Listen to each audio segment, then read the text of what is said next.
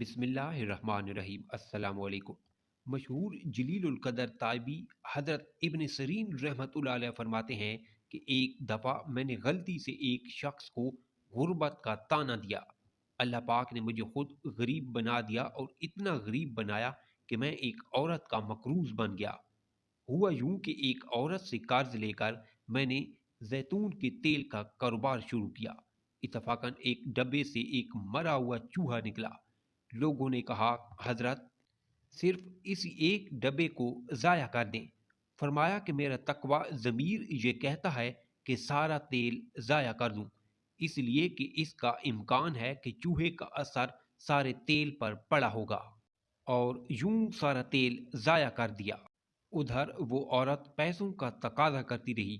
مجبوراً اس نے قاضی کے پاس دعویٰ دار کیا اور یوں حضرت ابن سیرین رحمۃ اللہ علیہ جیل چلے گئے۔ جیل میں جیل انچارج نے حضرت سے کہا کہ حضرت مجھے آپ سے شرم آتی ہے، آپ کے ساتھ یہ رعایت کر سکتا ہوں کہ رات کو گھر جایا کریں اور دن کو میرے ساتھ جیل میں رہا کریں۔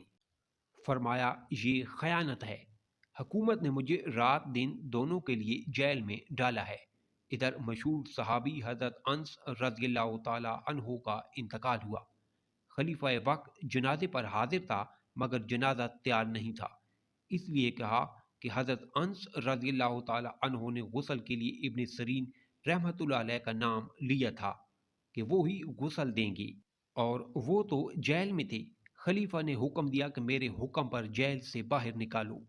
آپ نے فرمایا کہ خلیفہ مجھے جیل سے نکالنے کا مجاز نہیں، یعنی ان کے لیے جائز نہیں۔ جس عورت کے دعویٰ دائر کرنے پر مجھے جیل میں ڈالا گیا اور جس کے حق میں گرفتار ہوں، وہ جب اجازت دے گی تب باہر آ سکتا ہوں۔ آخر وہ اس عورت کی اجازت پر باہر تشریف لائے۔ حضرت فرماتے ہیں کہ حدیث میں آتا ہے کہ جو کسی کو طعنہ دے گا مرنے سے پہلے اس میں وہ عیب ضرور موجود ہوگا۔ میں نے ایک آدمی کو طعنہ دیا تھا، اللہ تعالیٰ نے مجھے ایک عورت کا مقروض بنا دیا۔ عجیب و غریب واقعات، صفحہ 306۔ نوٹ: اس پیغام کو دوسروں تک پہنچائیے تاکہ اللہ کسی کی زندگی کو آپ کے ذریعے بدل دے۔ اگر آپ میرے چینل پر نہیں ہوئے ہیں تو پلیز چینل کو سبسکرائب ضرور کریں۔